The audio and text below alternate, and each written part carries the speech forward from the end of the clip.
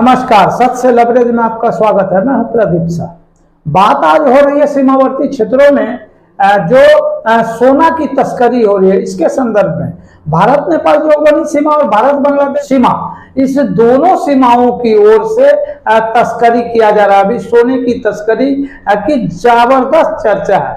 हालांकि शेयर बाजार में और पूरे विश्व बाजार में सोना और चांदी जो सराफा मार्केट है, इससे काफी कुछ निर्भर करता है देश की अर्थव्यवस्था।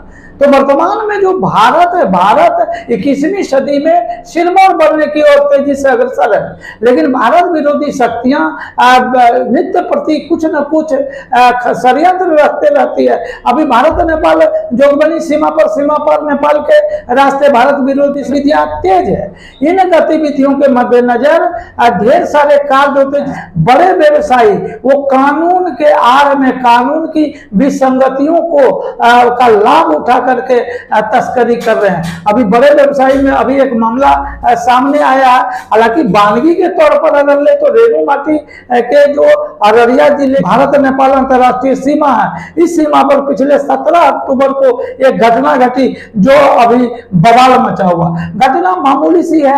एक वाहन से 4 लोग फॉरबिसगंज से सीमा पर नेपाल में अपने बीमार दोस्त से मिलने जाते हैं, जैसा कहा जा रहा है व्यवसायी की ओर से। जब उस वाहन को सीमा पर तैनात एसएसबी के 56वीं बटालियन के जवान चेकिंग करते हैं तो उसमें कथित रूप से 4 किलो 900 ग्राम सोना और चांदी मिलता है। सोना या चांदी, इससे लोग जब पकड़े गए उस समय तो सोना की चर्चा हुई, लेकिन जब आधिकारिक रूप से कस्टम फॉरबिसगंज को सुपुर्द किया गया तो चांदी के सिक्के 4 किलो 900 ग्राम जब्त किए गए।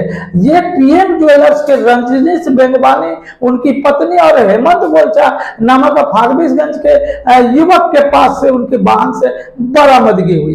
इस संदर्भ में मामला चल रहा है। भारतीय सीमा शुल्क उपायुक्त फॉरबिसगंज ने संबंधित व्यवसायी को कागजात जब्त किए गए 4 किलो 900 ग्राम चांदी के कागजात जमा करने के निर्देश दिए हैं।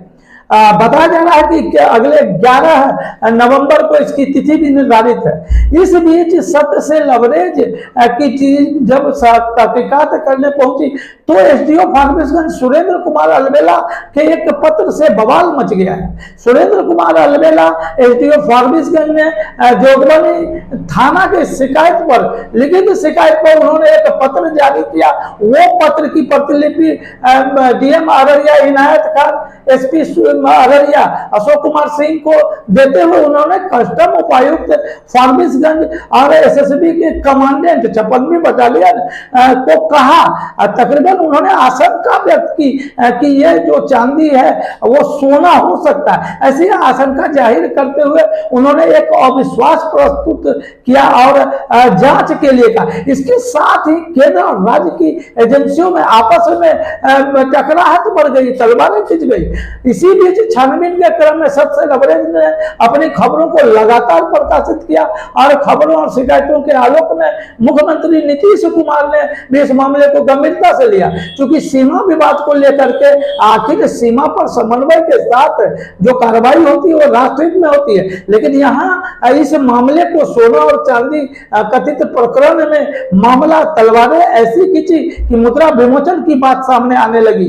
तो बड़े पैमाने पर इस मामले में घपले घोटाले की आशंका को देखते हुए मुख्यमंत्री नीतीश कुमार ने राज्य के गृह सचिव को, अररिया डीएम को, अररिया एसपी को, तमाम स्तर के पदाधिकारियों को जो संबंधित मामला उसको अग्रसारित किया। वहीं दूसरी ओर मुख्य सचिव बिहार ने भी गृह सचिव को इस मामले में निर्देशित किया। इसके अलावा मुख्य मंत्री सचिवालय ने भी गृह सचिव को, और आज जिस समय फॉरबिसगंज में ये पीएम ज्वेलर्स के यहाँ संयुक्त आयुक्त जीएसटी एसजीएसटी के द्वारा छापेमारी की गई इसी चर्चित पीएम ज्वेलर्स में, तो लोग पिछले 17 अक्टूबर की घटना से इसको जोड़कर देखने लगे। तारीख स्तर पर कुछ नहीं बताया, अभी तक छानबीन जारी है और कहा जा रहा है कि जो खरीद बिक्री सोने चांदी ज्वेलर्स एंड सन्स के द्वारा फॉरबिसगंज में की गई है,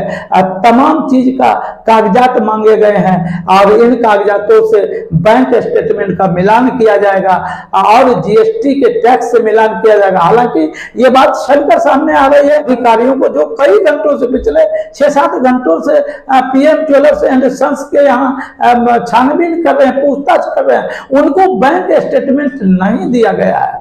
बैंक स्टेटमेंट कल शनिवार को दिए जाने की बात कही जा रही है। कई लोगों ने इसके पीछे मंशा जताई है कि स्थानीय स्तर पर कुछ न कुछ प्रभाव डाला जाए, लेकिन प्रभाव कितना डलेगा ये बात की बात है। लेकिन ये जो मामला है पीएम ज्वेलर्स फारबिसगंज से जुड़ा हुआ सोना चांदी, जो पिछले 17 अक्टूबर को जो ये कस्टम में जांच चल रही है, इनसे कागजात मांगे गए। वहीं दूसरी ओर एसडीओ के द्वारा भी इस मामले संबंधित इनवॉइस मांगा गया है। और आज इस मामले में जो फारबिसगंज के एसटी से जुड़े अधिकारी हैं, संयुक्त कर आयुक्त और फारबिसगंज ओवर जो स्टॉक है उसके बात सामने आ रही है। हालांकि इसकी आधिकारिक पुष्टि नहीं हुई है। इस संबंध में सत्य से लवरेज की ओर से इसकी कोई पुष्टि नहीं की जा रही है। लेकिन जानकार बताते हैं कि जितने भी % की सोना या चांदी और जो कागजात बरामद हुए होंगे लेन देन, अगर संबंधित ये जो प्रक्रिया है, तो विहित प्रक्रिया, कागजात मांगे जाएंगे और अगर जीएसटी से संबंधित, खरीद से संबंधित, लेन देन से संबंधित कागजात मिले तो ठीक, वरना 100% पेनल्टी की बात है। अटकलों का बाजार गर्म है। चूंकि अटकलों का बाजार इसलिए भी गर्म है कि अधिकारी अभी तक इन मामलों में अधिकारी मुंह खोलने को तैयार नहीं है और धीरे को ढेर सारी बातें करते हैं, कैमरे पर किसी तरह की बातचीत नहीं करते हैं। इसीलिए मुख्यमंत्री नीतीश कुमार ने भी विभिन्न विभागों को जांच के लिए और सत्य से लवरेज की टीम ने भी मांग की है कि भारत नेपाल सीमा पर जो केंद्र की और राज्य की गुप्तचर एजेंसी है, इन लोगों से संयुक्त रूप से एक रिपोर्ट मंगाई जाए कि मामले में आखिर हकीकत क्या है। अभी देखा जाए तो हाल ही में भारत नेपाल बांग्लादेश सीमा पर अभी 1 नवंबर को ने भी 14 सोना का बिस्कुट पकड़ा, तकरीबन 85 लाख रुपया मूल्य के।